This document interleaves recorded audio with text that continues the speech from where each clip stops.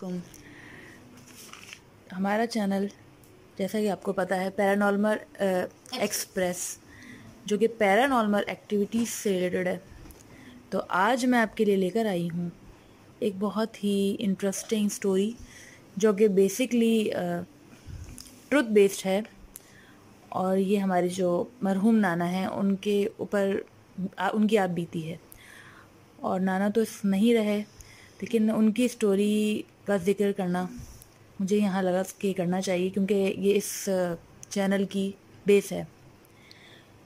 तो हुआ कुछ यूँ था कि नाना जब अपनी जवानी में थे और उनके बच्चे बहुत छोटे छोटे थे, तो वो काम करने जाया करते थे जहाँ अंदरूनी लाहौर का ये वाक़या है। वहाँ पर इस तरह की एक्टिविटीज़ उस दौर में बहुत ज़्यादा होती थी, क्योंकि ज़ाहिर पुराना इलाका था, तो जन्नात का और इन चीज़ों का वहाँ बहुत गुज़र बसर था। और इतनी आबादी भी उस वक्त नहीं थी। आज से तकरीबन 40-45 साल पहले का वाक़या है ये। तो आप ख़ुद अंदाज़ा लगा लें कि उस वक्त आबादी का कितना फ़र्क था। अब तो खैर बहुत ज़्यादा आबादी है हर जगह पर। तो हुआ कुछ यूँ था कि नाना जो है हमारे जा रहे थे, 10 बजे का टाइम था और वो कारपेंटर थे। हमारे नाना कारपेंटर थे। वो वापस जा रहे थे घर, पैदल जा रहे थे। वहाँ तो पहले के ज़माने में लोग पैदल ही चलते थे, पैदल चलना सफ़र करते थे। तो बारिश स्टार्ट हो गई थी, हल्की हल्की बारिश हो रही थी। तो उन्होंने देखा कि एक दरख्त के नीचे ना एक बच्चा, कुछ होगा 5-6 साल का उसकी उम्र थी, वो बैठा रो रहा था, ऐसे जैसे ना मुंह छुपा के, अपना हेड फॉर हेड नीचे करके। तो अब वो नाने का कि इस बच्चे को, नाना बहुत हमारे रहमदिल थे, तो वो बच्चे के पास गए। वो पूछे, बेटा क्या हुआ? वो बच्चा सुन ही नहीं रहा, उसने सुना ही नहीं ना, अपना सर नीचे ही रखा। उसने दोबारा पूछा नाना ने, बेटा क्या हुआ? तो उसने फिर जब ऊपर ऐसे सर किया तो नाना के हाथ में ना, वो हमारी खाला थी ना, वो उनके लिए मिठाई ज़रूर लेके जाते थे रोज़। छोटी थी तो उनको पसंद थी, तो लड्डू थे शायद। तो नाना ने नाना ने दोबारा पूछा कि क्या हुआ बेटा, क्यों रो रहे हो? तो वो बच्चे ने कहा ऐसे ना, हाथ कुछ बोला नहीं, हाथ से ऐसे ही ना पैकेट की तरफ इशारा किया। तो नाना ने कहा अच्छा भूख लगी है ना, तो ये लो। उन्होंने एक लड्डू निकाल के पैकेट से ना उसको दे दिए। फिर नाना चलते गए। तो फिर वो बच्चा वहाँ से उठ के नाना के पीछे आता गया। नाना ने पीछे से देखा तो नाना ने पूछा क्या हुआ? तो उसने फिर इशारा किया पैकेट की तरफ, फिर नाना ने लड्डू चाहिए। तो नाना ने एक और लड्डू उसको उठा के दे दिए। अब एक दफ़ा हो गया, दूसरी दफ़ा भी, तीसरी दफ़ा जब उसने दोबारा इशारा किया तो उन्होंने कहा नहीं बेटा अब नहीं है, तुम घर जाओ, अब नहीं है। जाहिर है जब 2-3 दफ़ा लड्डू उनको दे दिए तो फिर वो पैकेट खाली होता जा रहा था। फिर नाना ने करेंगे तो वो गुस्से में आ गया ना, वो और जोर फिर वो बोलने लगा, वो पीछे तेजी से आने लगा नाना के। नाना वो गुस्से में आने लगा।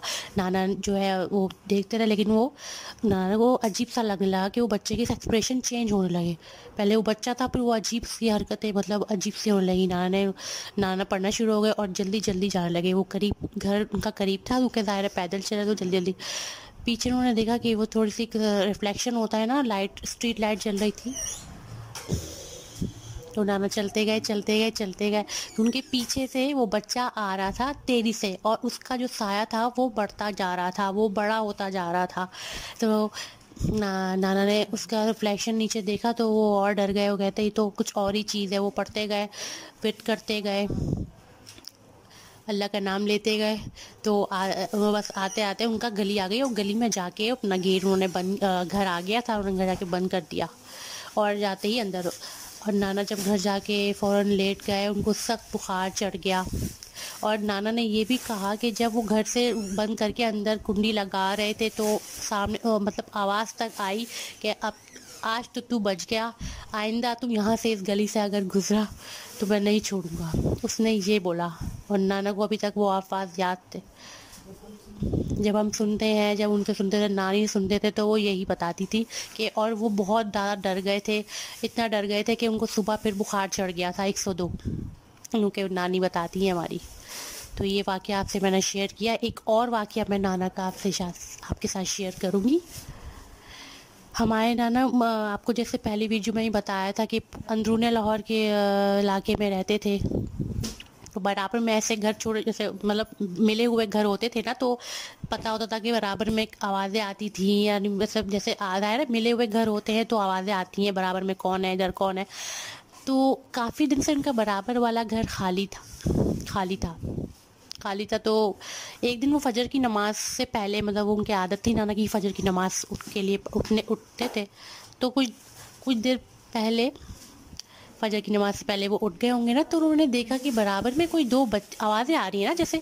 तो उन्होंने जैसे ही ऐसे ही मतलब झाँक के, थोड़ा सा उनका घर ऐसा था कि दीवार हमारी नाना की ऊंची थी, तो वैसे ही झाँक के नज़र आता था कि बराबर में, बराबर का जो तो सहन होता था खुला हुआ, वो नज़र आता था। तो उन्होंने ये देखा कि दो बच्चे और दो औरतें खेल रही है, वो भी सफ़ेद लिबास में, और बच्चे बड़े खूबसूरत से थे, गोरे चिट्टे। तो नाना ने जब ऐसे देखा, उन्होंने बोला होगा अच्छा ठीक है, मतलब आ गई होगी ये फैमिली। तो नानी से सुबह जब 9-10 बजे नानी जब उठ गई नाश्ता करते वक्त, उन्होंने पूछा कि क्या वो बराबर वाली फैमिली आ गई है, नानी से पूछा। तो नानी ने कहा नहीं नहीं, उनके तो 2 महीने हो गए, वो तो घर खाली है। तो उन्होंने कहा नहीं, मैंने तो खुद फजर की नमाज के लिए उठा था, तो 2 देर पहले उनका देखा था कि वो फैमिली, दो औरतें बातें कर रही है और बच्चे खेल रहे हैं। तो उनको ने कहा नहीं नहीं, आपने किसको देख लिया, वहाँ पे तो कोई नहीं था। तो ये वाक़या भी उनके साथ बहुत ज़्यादा ये गहरे निशानात छोड़ जाता है ना, कि आप दिमाग पे असर छोड़ जाता है कि ये मतलब वो कौन थी, वो बच्चे नहीं थे, और जो औरतें थी वो कौन थी जब वो फैमिली आई ही नहीं उस घर में। तो एक ये वाक़या था मेरे नाना का। अस्सलामुअलैकुम। मैं आपको एक और वाक़या सुनाने वाली हूँ मेरे बाबा के दोस्त का। वो बकरा ईद पे 25-20 बकरे लाए थे, और वो हर दिन वहाँ पे मतलब थोड़ा थोड़ा गैप लेकर जाते थे। तो वहाँ पे 2-3 बकरों की ना गर्दनें कटी हुई होती थी, और एक बार वो गए और वहाँ पे सारे बकरों की गर्दनें कटी हुई थी।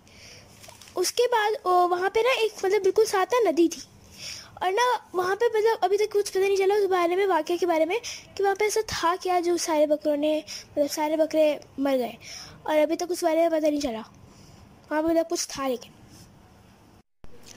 अस्सलाम वालेकुम। मैं ना अपना एक चचा है मेरे, उनका एक वाक़या जो उनके साथ पर्सनल पेश आया। वो ऑफ़िस के दोस्तों के साथ एक मतलब फ़ेमस है, मैं नाम तो नहीं बताना चाहूँगी, कराची का फ़ेमस फ़ार्म हाउस है, काफ़ी बड़ा है। तो वो वहाँ गए थे। फ़ार्म हाउस में यही होता है कि अगर आप नाइट स्टे करना होता है, तो रात में 9-10 बजे वहाँ पहुँच गए थे। तो उनके साथ ये वाक़या पेश आया कि जब वो गए तो उनको रूम में, मतलब जैसे रात में ज़ाहिर उन्होंने पहले स्विमिंग वगैरह की,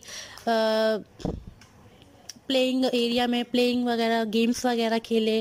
उसके बाद तो वो रूम्स में रेस्ट करने के लिए सारे चले गए।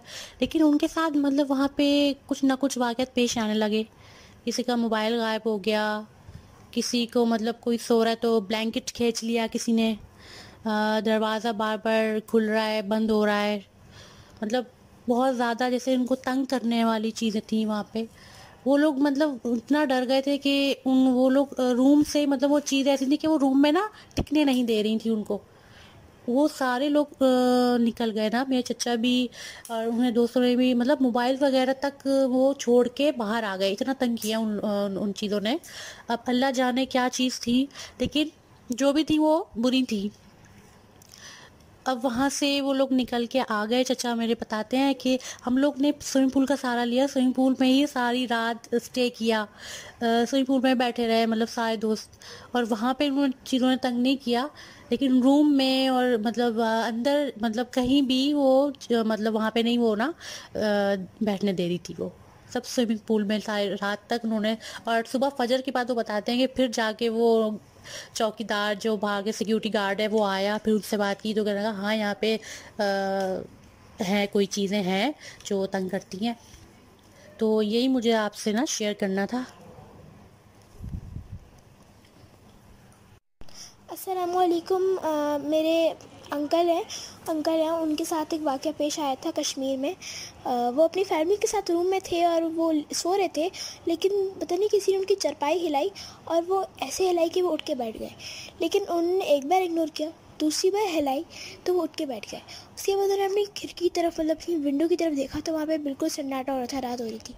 अब इस वाक़या के बाद कुछ पता नहीं चला, लेकिन जब वो सुबह उठे तो उन्हें सबको बात बताई और सब डर गए और सब ने पूछा तो उन्हें बताया गया कि हाँ यहाँ पे कुछ है, लेकिन अभी तक पता नहीं चला कि यहाँ पे ऐसी क्या चीज़ है जो लोगों को परेशान करती है रात में।